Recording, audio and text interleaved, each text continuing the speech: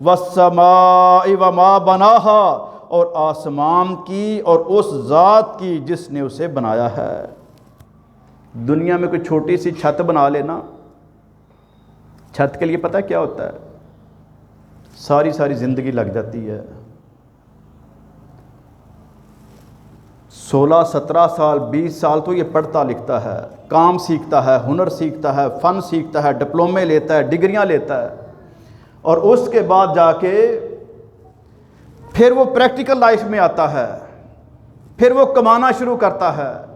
پھر اس میں سے وہ بچا کے تو پھر جا کے اپنی چھت کے قابل ہوتا ہے، اور اللہ کا شکر ادا کرتا ہے کہ یا اللہ تو نے مجھے چھت عطا کر دی ہے۔ اور اس چیز کی اہمیت کو اگر دیکھنا ہو تو یہ جو خانہ بدوش ہے نا، جھونپڑیوں میں رہنے والے، ان کے حالات کو کبھی دیکھیں کہ بارشوں میں بیچاروں کے ساتھ کیا ہوتا ہے۔ اور صرف یہ ان کا ہی نہیں، بلکہ جن علاقوں میں آفات آتی ہیں، سیلاب آتے ہیں، برف باری ہوتی ہے، کوئی طوفان آتے ہیں، وہ بے شک آپ کا پاکستان کا کوئی علاقہ ہو یا امریکہ جیسے جدید ملک کا کیوں نہ ہو، لاکھوں لوگ اس وقت وہ ہیں جن کو بجلی نہیں مل رہی، برفانی طوفان ہے، آپ سمجھتے ہوں گے بھی ہماری ادھر کی لائٹ بند ہے، یہ اللہ تعالیٰ جزائے خیر دے، یہ ہمسایوں کے گھر سے جنریٹر کی تار ہے جو چل رہی ہے، اور آپ کے یو پی ایس کے پیسے وہ ایک بھائی نے کتنے 55,000 دیے تھے، باقی 50، ٹوٹل کتنے ہو گئے تھے؟ 75,000 جمع ہو گیا تھا اس ایک جمعے میں جب ہم نے توجہ کروائی تھی، ابھی تک یو پی ایس کوئی نہیں آیا۔ تو ہم دعا کرتے ہیں ان کے لیے بھی جنہوں نے لانا تھا وہ لے آئیں، اور ہم ان کے لیے بھی دعا کرتے ہیں جنہوں نے لائٹ دی اور ہمارا یہ نظام چل گیا، اللہ تعالیٰ ان کو جزائے خیر دے۔ تو محترم بھائیو، یہ نظام زندگی ہے، یہ کہیں پر بھی ڈسٹربنس ہو سکتی ہے۔ وہ جدید ملک بڑے ترقی یافتہ جب رب کی طرف سے آزمائشیں آ جاتی ہیں تو یہ بھی کچھ نہیں کر سکتے، بے بس ہو جاتے ہیں۔ تو وہاں پر جن لوگوں کے اچھے خاصے مکان تھے، وہ مکان جب گر گئے، وہ بیچارے اب فٹ پاتھوں پہ آ گئے۔ اب ان سے پوچھیں کہ چھت کی اہمیت کیا ہے۔ یہ چند فٹ کی چھت ہوتی ہے نا ہماری، تو جس رب نے اس پوری دنیا کے لیے یہ چھت مہیا کی، اور اس کے اندر پھر یہ چاند، سورج، ستارے، بارشیں، ہوائیں، گرمی، سردی، یہ سارے تغیرات رکھ دیے، اور جس کی وجہ سے انسانوں کی خوراک بنتی ہے۔ یہ چند دن پہلے پروگرام تھا سبزی منڈی میں، تو وہاں پر وہ تبصرہ شروع کر دیا بھائیوں نے۔ ایک مٹر کا کام کرتا تھا، بڑے آڑتی جو ہیں وہ پورے پنجاب میں سپلائی کرتے ہیں، کشمیر تک ان کا مال جاتا ہے، دوسرے باقی چیزوں کے تھے۔ وہ جو مٹر والا تھا نا، وہ کہنے لگے کہ جناب دھند نہیں پڑ رہی ہے، دھند بھی شروع نہیں ہوئی تھی، تو ہمارا بڑا نقصان ہو رہا ہے۔ اچھا، میں نے پوری توجہ کی کہ ہر بندہ دھند سے تنگ ہوتا ہے، حادثات ہوتے ہیں، ایکسیڈنٹ ہوتے ہیں، اور یہ کہہ رہے دھند نہیں پڑ رہی، نقصان ہو رہا ہے۔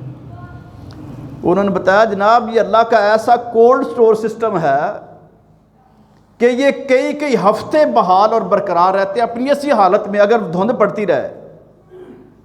اور اگر دھند نہیں پڑتی ہے، دھوپ پڑتی ہے، تو یہ چند دنوں کے اندر ہی وہ تیار ہو جاتے ہیں، اور ضرورت سے پہلے، ضرورت سے زائد آ جاتے ہیں، وقت سے پہلے آ جاتے ہیں، تو نظام ہمارا ڈسٹرب ہو جاتا ہے۔ اس طرح باقی فصلیں ہیں، جتنے فروٹ ہیں، جب یہ شدید گرمی پڑتی ہے تو ہر کوئی تنگ ہوتا ہے نا۔ میں سعودیہ میں تھا تو میں ایک بدو سے کہہ بیٹھا کہ واللہ ہر واجد، اس نے مجھے ڈانٹ نہ دیا، کہتا ہے یہ آپ کیا کہہ رہے ہیں؟ میں نے کہا کیوں، کوئی بری بات؟ کہتا ہاں، کہتا ہے واللہ قسم کھا کہنے لگا کہ یہ جتنی دھوپ پڑتی ہے اتنی ہماری کھجوریں میٹھی ہوتی ہیں، ان کا سائز بڑا ہوتا ہے، ان کا پھل زیادہ ہوتا ہے، ان کی ایوریج زیادہ ہو جاتی ہے۔ اور یہی کیفیت آم والے ہے، جن علاقوں میں آم ہے وہاں بھی دھوپ کی بڑی ضرورت ہوتی ہے۔ تو بعض چیزوں کے لیے سردی کی ضرورت ہے، ٹھنڈ کی ضرورت ہے، اور بعض چیزوں کے لیے گرمی کی ضرورت ہے۔ یہ سارا سسٹم اللہ رب العالمین نے اپنے آسمانوں کے نیچے اپنے بادلوں میں رکھ دیا ہے۔ اپنے بندوں کے لیے کہ یہ ساری نعمتوں سے فائدہ اٹھائیں اور میرا شکر ادا کر کے میرے حکم پر عمل کریں۔ اس رب نے اپنی قسم کھائی اور اپنے آسمان کی۔ اس آسمان کے اوپر اب توجہ کریں، جاؤ پوچھو جا کے ان سے جنہوں نے رب کے دین کے غلبے کے لیے صحراؤں پہاڑوں کو عبور کرتے ہوئے برف پوش چوٹیوں پہ جانا ہوتا ہے، اور جب وہاں پر دشمن کے علاقوں میں ہوتے ہیں تو اس وقت یہ چاند کی جو روشنی ہے اس کی ضرورت نہیں ہوتی کہ اس کی چمک کے اندر بندہ دور سے نظر آتا ہے، لیکن ستاروں کی مدد سے، ان کی رہنمائی سے کہ یہ ستارے ہیں، یہ شمال ہے، یہ جنوب ہے، یہ مشرق ہے، یہ مغرب ہے، وہ ساری سمتوں کا تعین کرتے ہوئے اور وقت کا اندازہ کرتے ہوئے کہ یہ رات کا پہلا پہر ہے، یہ درمیان کا حصہ آ گیا، یہ آخری حصہ آ گیا، اس میں میں نے اتنا سفر کرنا ہے، اتنا سفر کروں گا، آگے یہ حالات ہوں گے، اتنا سفر کر لوں گا، آگے وہ علاقہ شروع ہو جائے گا۔ یہ ساری کیفیات آپ ان سے پوچھیں جو اللہ کی خاطر اپنی جانوں کو اپنی ہتھیلیوں پہ رکھ کے جا رہے ہوتے ہیں۔ ہر نعمت کا ہم شمار کرنا چاہیں،